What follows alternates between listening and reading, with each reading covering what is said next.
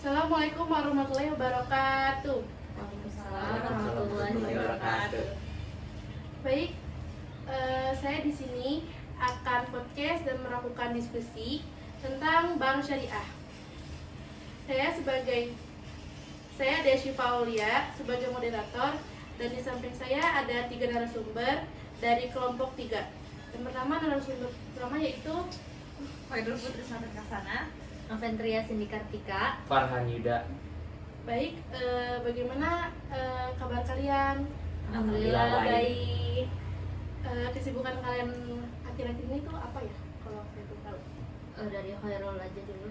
Kalau dari saya sendiri sih, kesibukan saya yang pertama pastinya udah pasti kerja, yang kedua kuliah. Jadi setiap pulang kerja itu udah pasti kuliah. Oh, cie sibuk ya guys. Terus Kalau aku Mas Andi? sama sih kayak Khairul. Oh, hebat banget. Kalau saya kesibukannya bekerja, habis itu kuliah. Oh, Sama Kita bertiga Sama, Oh, kita oke. bertiga sama. Saya mau bertanya, apa sih yang kalian tahu tentang bank syariah? Kalau dari saya ya, bank syariah itu menurut saya bank yang tidak dikenakan bunga, jadi dia menggunakan prinsip mudabarok atau pembelian hasil. Untuk saya juga mirip-mirip ya jawabannya. Tidak ada bunga, jadi lebih lebih halal kalau bisa dibilang. Oke, seperti itu. Jadi kita tahu ya bank syariah itu seperti apa sebenarnya. Tapi saya di sini punya pertanyaan yang akan kalian ketahui tentang bank syariah. Yang pertama-tama, pertanyaannya yaitu apa manfaat dari diversifikasi portofolio kredit? Menurut saya itu adalah kredit yang memiliki beberapa manfaat, termasuk mengurangi risiko kredit secara keseluruhan. Dengan memiliki beragam pinjaman atau investasi kredit dapat membantu diri sendiri dari dampak buruk yang terjadi pada kinerja kredit tersebut. Oke. Kemudian bagaimana sih pengaruh perubahan kebijakan moneter terhadap risiko kredit? Pengaruh perubahan kebijakan moneter dapat memengaruhi risiko kredit melalui beberapa mekanisme, yang diantaranya yaitu adalah jika bank sentral menaikkan suku bunga dapat meningkatkan biaya pinjaman tersebut bagi si peminjam.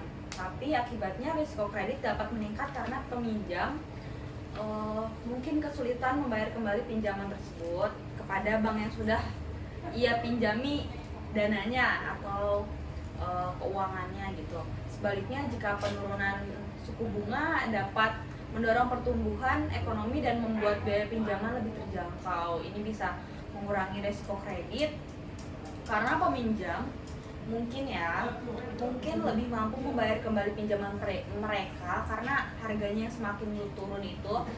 Namun di sisi lain, penurunan suku bunga juga dapat mendorong resiko munculnya di mana peminjam dapat kurang hati-hati dalam pengelolaan risiko keuangan tersebut karena pinjaman yang diperoleh ini memiliki suku bunga yang rendah gitu. Jadi banyak peminjam ini terlalu menyepelekan tentang pinjamannya gitu.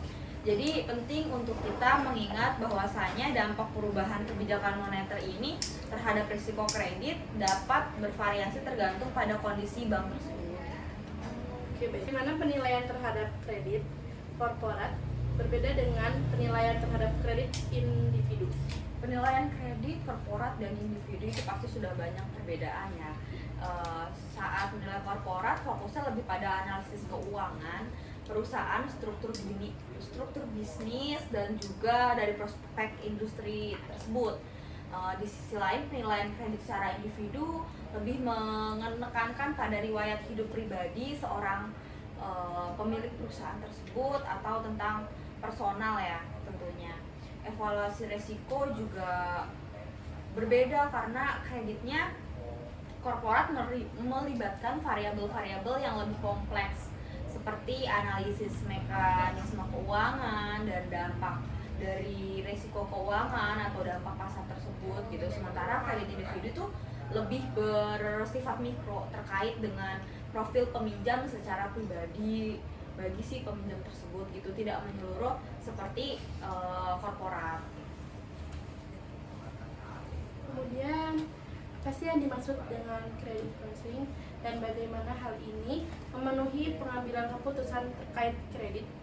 Untuk kredit scoring ya, kredit scoring itu merujuk pada penilaian untuk peminjam atau penilaian resiko kredit menggunakan model statistik. Jadi kalau misalkan kita sebelum memberikan pinjaman kepada nasabah, kita cek dulu kredit scoringnya. Kredit scoring ini semakin tinggi nilai kredit scoringnya, semakin peluangnya semakin besar untuk mendapat pinjaman dengan bunganya yang bisa jadi lebih kecil. Sebaliknya kalau misalkan kredit scoringnya rendah, itu bisa membuat peluangnya lebih kecil juga untuk mendapat kredit.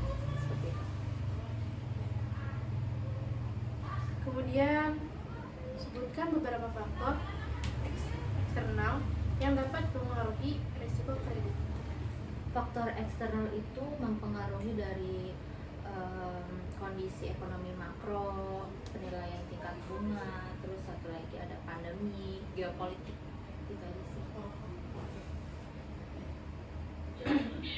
Bagaimana bank atau lembaga keuangan mengatur tingkat toleransi risiko kredit? Menurut saya, bank dan atau lembaga keuangan mengukur tingkat toleransi risiko kredit itu seperti melihat penetapan kredit sesuai kriterianya. Kayaknya kayak misalkan menentukan kriteria yang jelas untuk memberikan pinjaman termasuk skor kredit. Yang kedua itu ada analisis portofolio kredit. Jadi menentukan atau menganalisa portofolio kredit secara menyeluruh. Yang ketiga ada penilaian risiko makroekonomi, mempertimbangkan faktor-faktor eksternal seperti kondisi ekonomi, tingkat suku bunga dan lain sebagainya. Oke, baik. Apa perbedaan antara kredit yang tunduk pada underwriting standar dan kredit yang memerlukan underwriting khusus? Kalau menurut saya, kredit yang tunduk pada underwriting standar umumnya mengikuti pedoman yang telah ditetapkan oleh lembaga keuangan. Udah. Kemudian bagaimana cara melacak dan memantau kredit yang bermasalah dalam portofolio?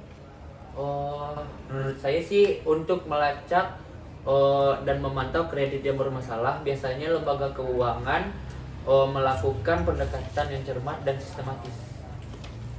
Apa saja jenis-jenis kolateral yang biasanya digunakan dalam pengawasan kredit? Kolateral adalah aset yang digunakan sebagai jaminan untuk pemberi pinjaman jika peminjam gagal untuk membayar pinjamannya. Baik, dari diskusi kita ini sangat-sangat lugas dan dapat dipahami pertanyaannya. Kesimpulan dari materi ini yaitu kita dapat memahami apa itu portofolio kredit, terus itu credit counseling, kemudian jenis-jenis kolateral. Kita dapat memahami dari kelompok ini apa kalian akan mempelajari kolateral seperti apa dari bank syariah tersebut. Mungkin sekian kesimpulan dari pembahasan kelompok 3. Kurang lebihnya saya minta maaf. Wassalamualaikum warahmatullahi wabarakatuh.